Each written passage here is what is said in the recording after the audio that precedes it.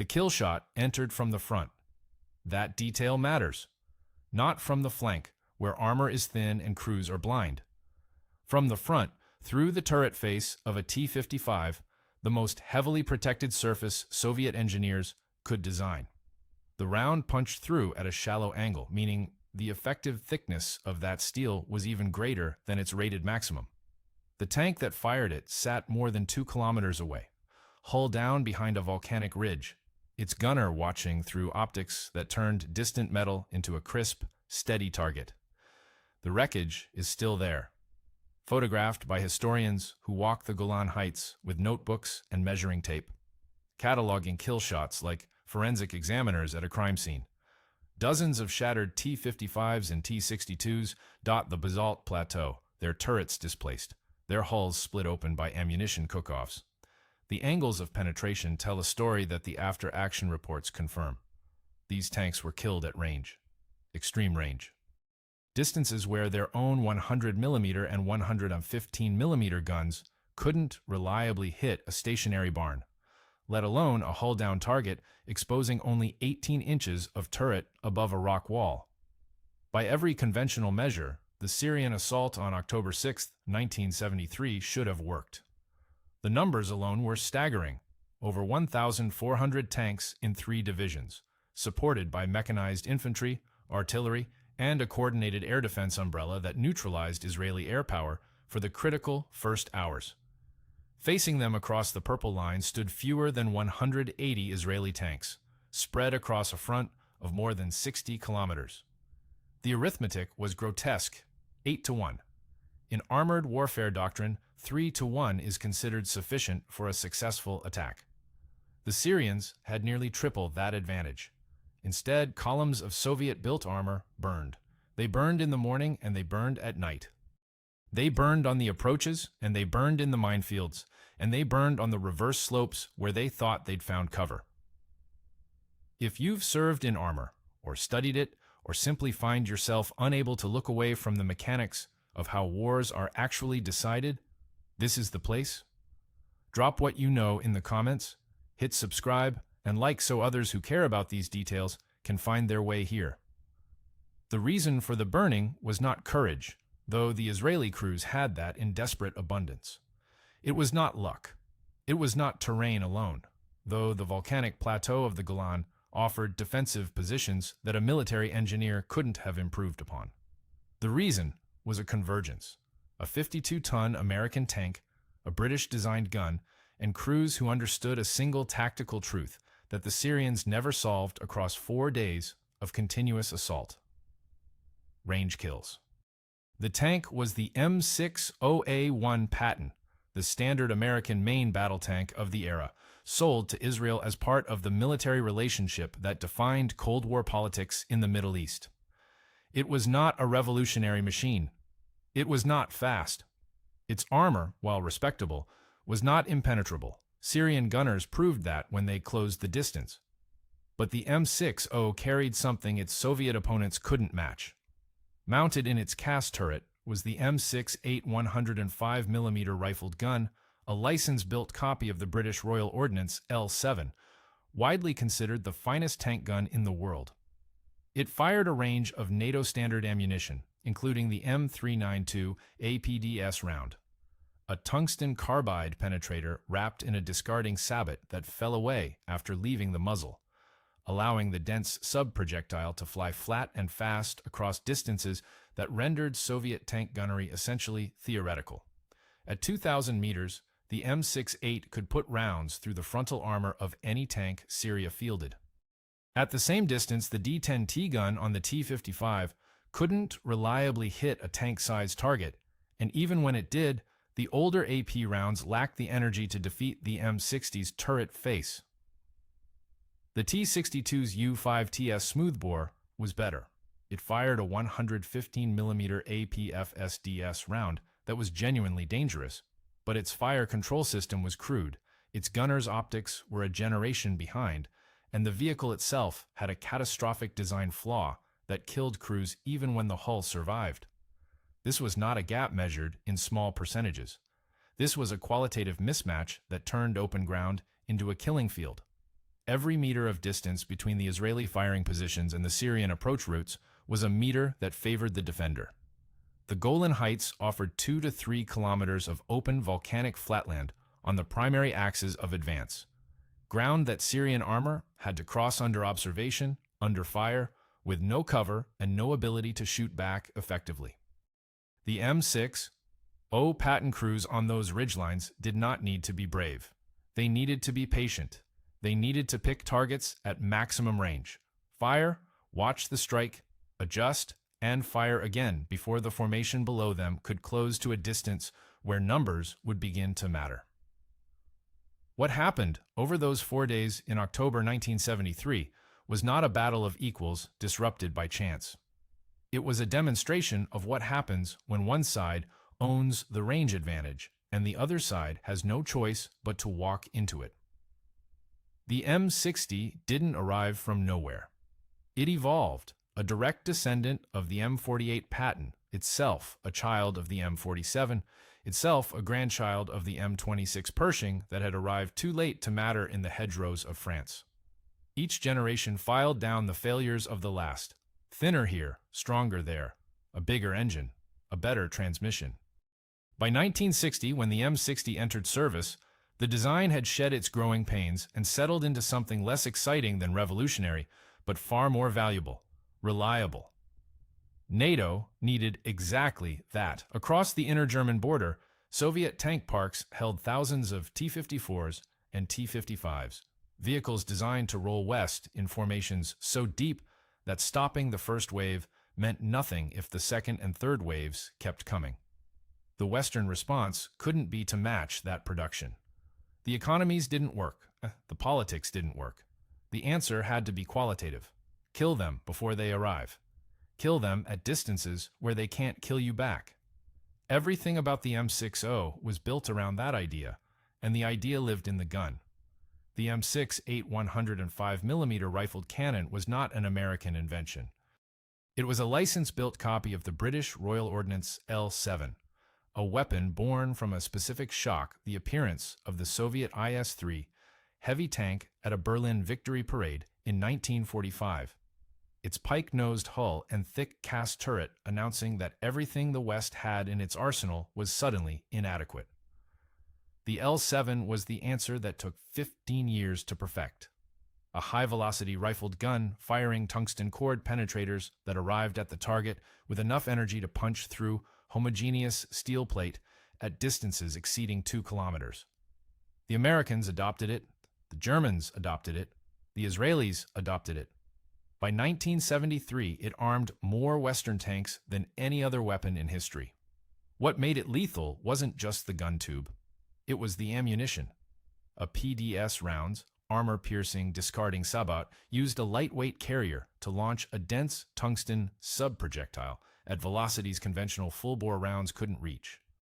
The physics didn't care about doctrine or production numbers. Higher velocity meant flatter trajectory, shorter flight time, less wind drift, and more kinetic energy delivered on impact. At 2,000 meters, where engagement outcomes are decided by margins of seconds and milliradians, these differences compounded into something absolute. The Soviet guns weren't bad.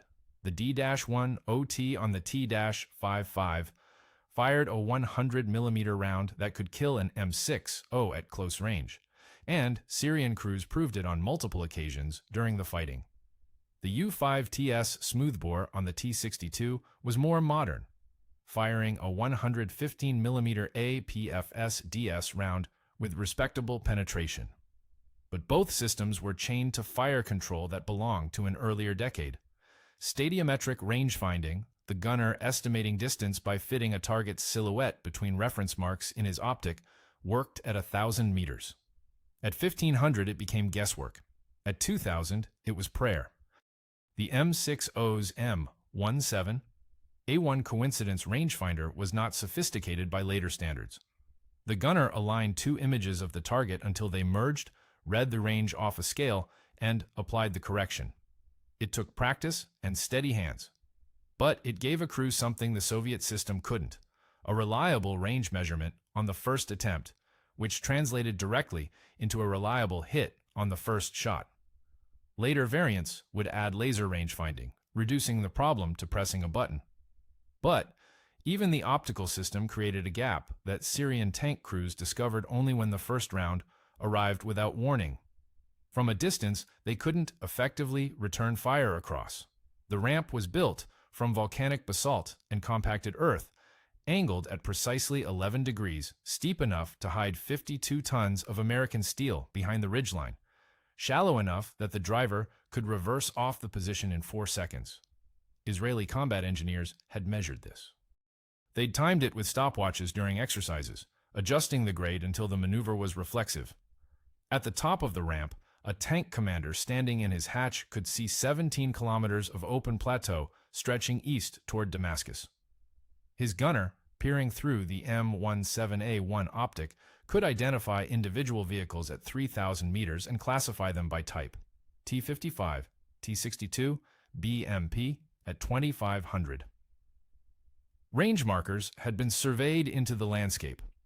A particular outcropping at 1,800 meters. A burned vehicle from the 1967 war at 2,200. A low stone wall at 1,400. The crew didn't need to range every target from scratch. They already knew.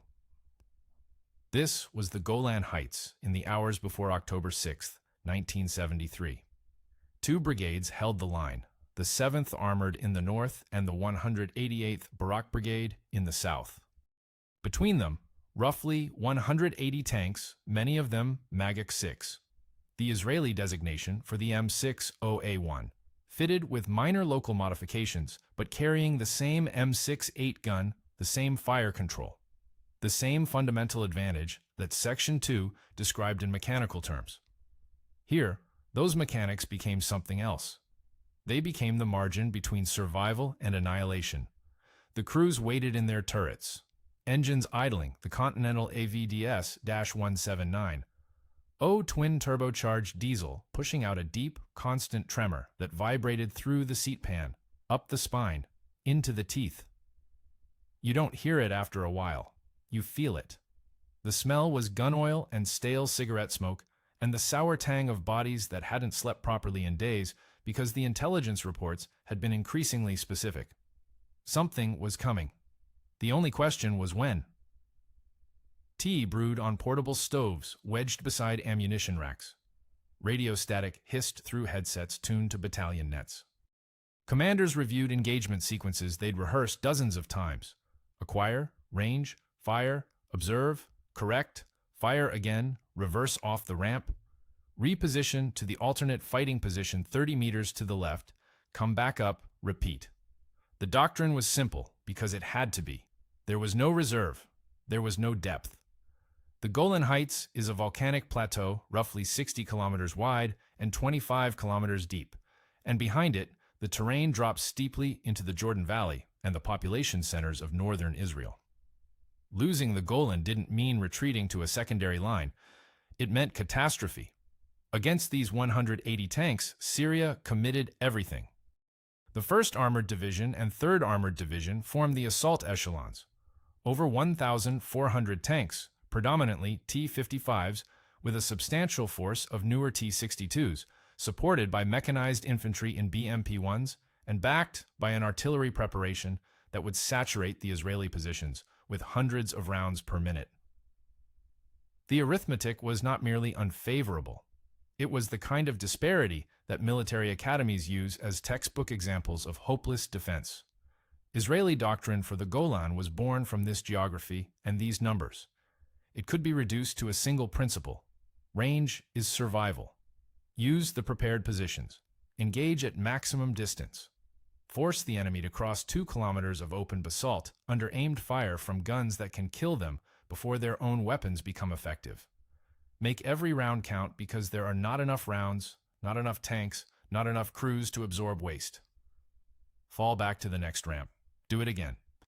Trade space in meters, not kilometers, and buy time for the reserves that are mobilizing somewhere on the roads behind you. The M60's ability to reach past 2,000 meters with lethal accuracy was not a tactical bonus in this framework. It was the entire plan. Without it, with a tank whose effective range matched its opponent's, The math collapsed. A defender engaging at 1,000 meters instead of 2,000 loses half his engagement window. The enemy crosses the kill zone in half the time. He absorbs half the casualties. He arrives at close range with enough mass to overwhelm a force 1/8 his size. The long reach of the M68 gun doubled the killing ground and doubled the time each Syrian formation spent inside it, unable to shoot back with any confidence. The sun set on October 5th. The plateau went dark, and in their turrets, behind their ramps, the crews of the Magach 6 checked bore sighting on guns that would not cool for 4 days. The first Syrian tanks crossed the purple line at 13:58 hours, and by 14:02 they were burning. 4 minutes. That was the gap between the war Syria planned and the war Syria got. The lead T-55s of the 7th Infantry Division pushed through gaps in the Israeli minefields. Gaps that had been pre-registered as kill zones, their distances measured to the meter, painted onto range cards taped inside every Magach 6 turret.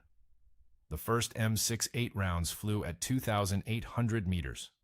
At that distance, the APDS penetrator was still carrying enough energy to defeat 200 millimeters of rolled homogeneous steel. The T-55's turret offered 203 millimeters at best. The margins were surgical. The geometry was merciless. A T-55, advancing at 30 kilometers per hour across open basalt, needed 72 seconds to close from 3,000 to 1,500 meters, the threshold where its own D-10T gun and stadiometric optics might produce a reliable hit against a hull-down target showing 18 inches of turret. 72 seconds.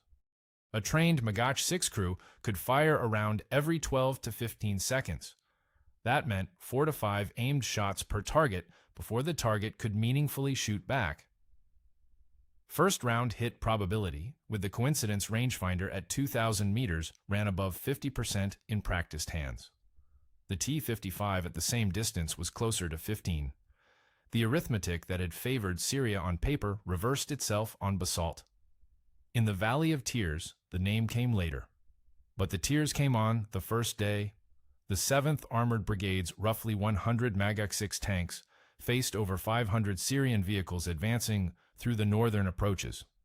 The brigade commander positioned his companies on the ramps and ridgelines and told them to do the thing they'd practiced until it was mechanical. Acquire, range, fire, reverse, reposition, come back up. Again. The approaches became a gallery of burning metal. T-55's hit at 2,400 meters slewed sideways and stopped, hatches blown open by internal fires. T-62s struck in the hull rack detonated their own ammunition. The carousel autoloader, that was the type's signature innovation, became its signature coffin, cooking off in a ring of propellant that turned the turret into a 40-ton projectile. The Israelis called it the jack-in-the-box. The crews inside called it nothing because they were dead before the turret left the hull ring. Brass casings rolled across turret floors slick with hydraulic fluid. Loaders pulled rounds from racks with hands blistered raw. The cartridge cases came back hot after firing, and the next round, waiting in the ready rack, absorbed heat from the breech until the brass burned skin on contact. Nobody stopped. Nobody could stop. But the Valley of Tears was only half the story. In the south, the 188th Barak Brigade faced the same numbers without the same terrain. Syrian tanks closed the distance. A TGM's Sagar missiles, guided by wire from infantry positions, struck Magach 6 tanks that had no warning and no countermeasure. Crews died in vehicles that were supposed to protect them, burned alive when heat warheads penetrated the hull and ignited ammunition. The brigade lost its commander, then his replacement, then nearly every tank it had. The M60 was not invulnerable. It was better at distance. At close range, it was just another box of steel and steel melts, and men break. 7 years later, in Khuzestan province, Iranian M60A1s repeated the lesson against Iraqi T-55s across the flat marshlands of the Shat al-Arab. Different crews, different language on the radio net. Same M68 gun. Same result, Soviet-era armor caught in the open, killed at ranges where it couldn't answer. The gun didn't care who pulled the lanyard. It only cared about distance. 867. That's the Syrian tank count according to the IDF's post-battle damage assessment, though sources conflict on whether the number includes vehicles abandoned intact versus destroyed outright. Call it close enough. In 4 days, across 60 kilometers of volcanic rock, 2 Israeli brigades and their arriving reserves gutted 3 Syrian divisions and stopped a 4th cold. The plateau afterward looked like a junkyard designed by someone who hated symmetry. T-55s sat in clusters of 3 and 4 where entire platoons had died together, still in formation. Barrels pointed west at targets they never acquired. T-62 turrets rested upside down in the basalt 30 meters from their hulls. The after-action survey teams moved through it with cameras and notebooks, measuring entry angles, bore diameters, penetration depths. According to the intelligence summary filed that November, the majority of kills showed frontal or front quarter impacts. Tanks hit head-on while advancing, defeated before they could maneuver. The report uses the phrase engagement dominance repeatedly, which is a bureaucratic way of saying the other side never had a chance.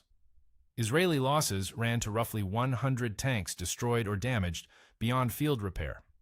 Painful, especially the Barak Brigade, which functionally ceased to exist as a fighting unit before its remnants merged with the arriving reserves on October 8th.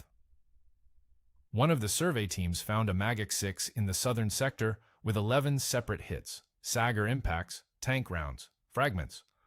The crew had bailed out, walked to another damaged tank whose crew hadn't survived, climbed in, and kept fighting. The personnel records don't clarify who they were. That stays classified, or lost, or both. What emerged from the wreckage was a conclusion that NATO war planners had hoped for, but never proven under fire.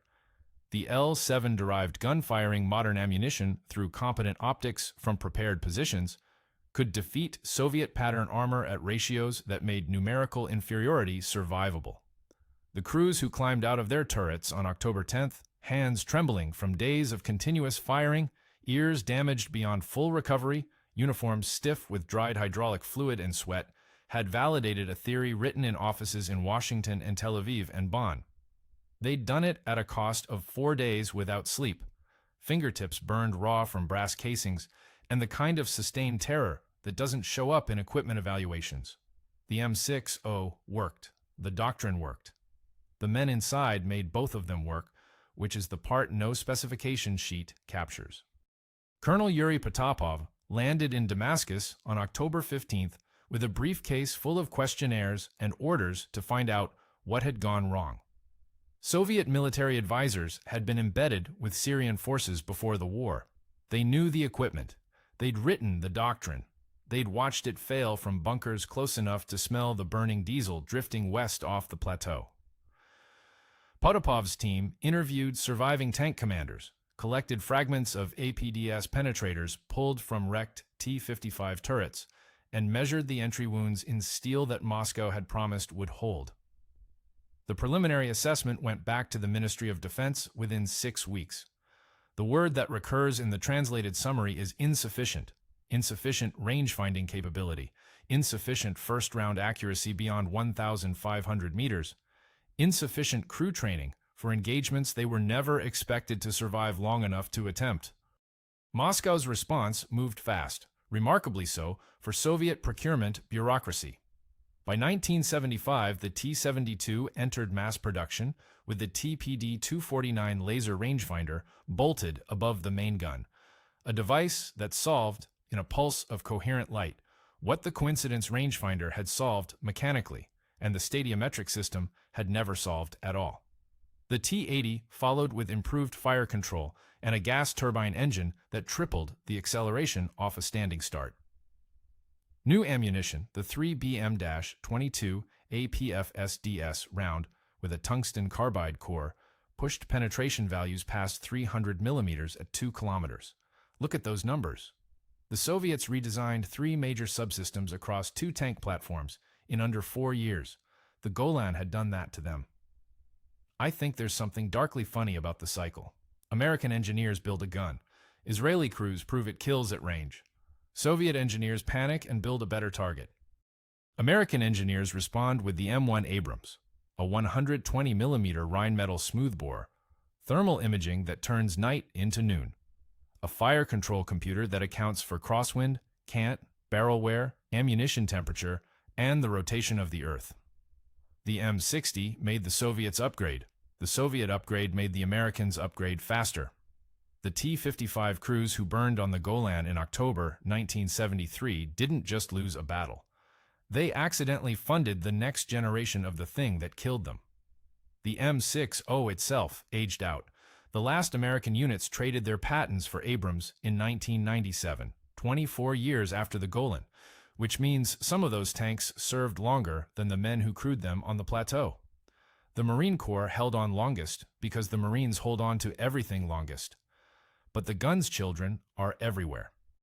The principle it validated, acquire first, hit first, kill first, survive at a range your enemy cannot answer, sits at the center of every modern tank's design philosophy, from the Merkava Mark IV to the K2 Black Panther, the Leclerc, the Leopard 2. Every one of them carries a descendant of the idea that an M68 gun proved in basalt and smoke on a 60-kilometer front. The smell of cordite and burnt transmission fluid hung over the Valley of Tears for weeks after the ceasefire. Salvage crews from ordnance battalions picked through the wreckage with cutting torches and flatbed trucks, sorting what could be rebuilt from what had become geology. Their catalogs listed 867 Syrian armored vehicles. Roughly 100 Israeli losses were tagged alongside them. The crews recorded the engagement distances where paint scrapes and penetrator fragments told the story. 2,200 meters, 2,400, 2,600, 1,800. 96 hours of continuous combat. Approximately 63 Israeli tanks still operational when the shooting stopped. Crews who'd fired until their loaders collapsed and were replaced by cooks, clerks, anyone with two hands, and the ability to lift a 41-pound cartridge. On October 11th, the morning after the guns finally cooled, a supply truck reached the 7th Brigade's forward position, carrying ammunition, water, and breakfast. The crews ate cold rations on their engine decks. Then, they reloaded.